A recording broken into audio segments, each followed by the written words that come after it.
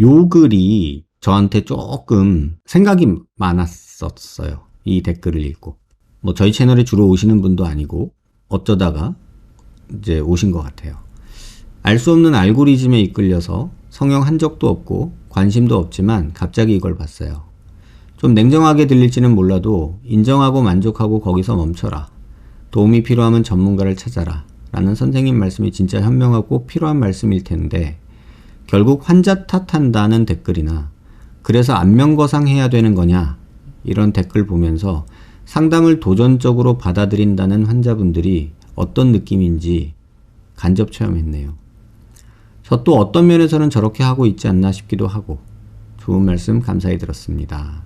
제가 오늘도 고민했고 예전에도 고민했고 앞으로도 고민할 것 같은 그 내용이에요. 사실이 있어요.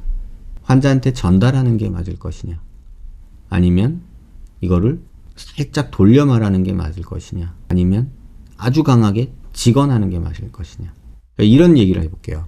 저희과 얘기는 아니지만 어떤 말기 암 환자분이 계세요. 근데 그 환자분의 가족들은 부모님한테 뭐 아버지라고 합시다. 아버지한테 암이라고 말씀하지 마세요 라고 얘기를 하고 아버지한테 그냥 뭐 좀 몸이 안 좋으신 거니까 좀 쉬시면 돼요 라고 얘기해 주길 바라고 의사로서는 환자 본인이 그래도 알아야 되지 않을까? 이런 생각을 할 때도 있어요. 그럴 때 말하는 게 맞을까? 아니면 보호자들 뜻대로 아니라고 말하는 게 나을까? 이런 고민 옛날부터 했거든요. 학생 때부터. 또는 반대로 소아과 어떤 아이가 있는데 암이 걸렸어요. 근데 그 암은 한 3개월이면 죽어요. 그런 암도 있거든요. 그 아이를 매주 봤거든요, 제가. 근데 그 아이가 너 3달 있다 죽을 거야 라고 말하는 게 맞을까요? 그런 고민은 항상 하거든요. 알려주는 게 맞는 건가? 아니면 모른 채 지금을 행복하게 살 수 있게 해주는 게 맞는 건가? 아니면 어렴풋이 말을 하는 게 맞는 건가? 이거 끊임없는 숙제인 것 같아요, 의사들한테는. 근데 저는 어떻게 선택을 했냐면요. 내가 욕을 먹을지언정 진료실에서 다소 불편할지언정 집에 가서 다리 뻗고 자게 만들어주고 싶다라는 생각을 어느 순간부터 했어요. 그래서 좀 직언을 하자 라고 선택을 했어요. 그게 오히려 환자한테 나한테 장기적으로는 좋을 수 있겠다 이렇게 생각을 했어요. 그런데 때로는 이 문제로 환자들하고 많이 부딪힐 때도 있어요. 자, 인정하고 만족하고 거기서 멈춰라. 욕심 부리지 마라. 이렇게 얘기하면 댓글에 그런 댓글 달릴 수도 있고 환자분들 중에 그렇게 얘기할 수 있겠죠. 왜 환자 탓을 해? 환자가 뭘 잘못했다고. 이렇게 얘기하는 분들도 있을 거고요. 또는 아니 그럼 뭘 해야 되는데 라고 얘기할 수도 있잖아요. 아무것도 하지 마세요 라고 말하기도 힘들어요. 오늘 울고 갔던 환자도 그런 경우였죠. 이거는 이래서 한계가 있고 이건 이래서 한계가 있어. 요거는 요래서 조금 어려울 것 같아. 일단 지금 우리가 할 수 있는 거 다이어트부터 열심히 하자 이렇게 얘기를 했거든요. 제 딴엔 조금 돌려서 순화해서 얘기를 하긴 했는데 환자분이 펑펑 울면서 나중에 그러더라고요. 다 안 되니까 난 어떻게 살아요. 또 그 환자분이 중간에 저한테 그런 얘기도 하셨어요.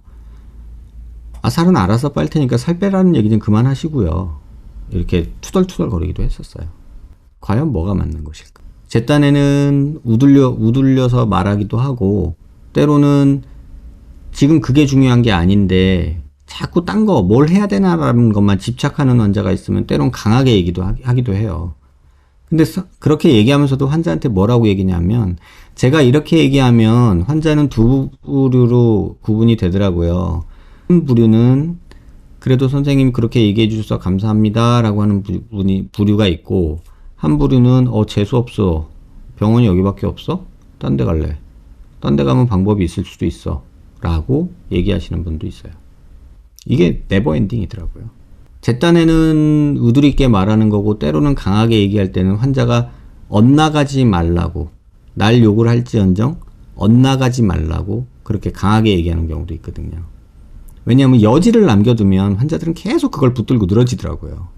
왜냐하면 이미 집착이 생겨있는 상태의 환자들이 있기 때문에 조금의 여지만 있으면 그걸 잡고 계속 집착을 해요. 지금 이런 얘기를 해볼게요. 지금 환자분한테 중요한 거 70%는 A예요. B는 한 20%고요. C는 한 10%예요. 자, A에 집중합시다.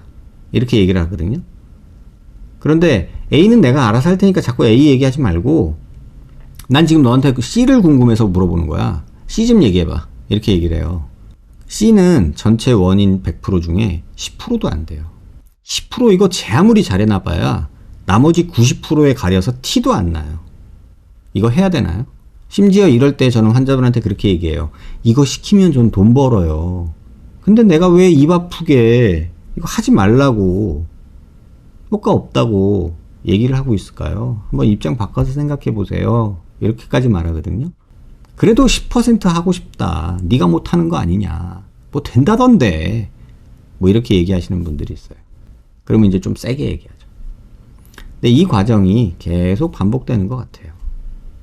뭐 아쉽고 서운하지만 어쩔 수 없는 내용인 것 같기도 하고요. 어쨌든 저로서도 많이 고민하고 있는 내용인데 알 수 없는 알고리즘을 타고 오신 분이 이런 얘기를 해주고 계시니 뭐 이 고민이 그냥 저만의 고민은 아니구나 라는 생각이 드네요.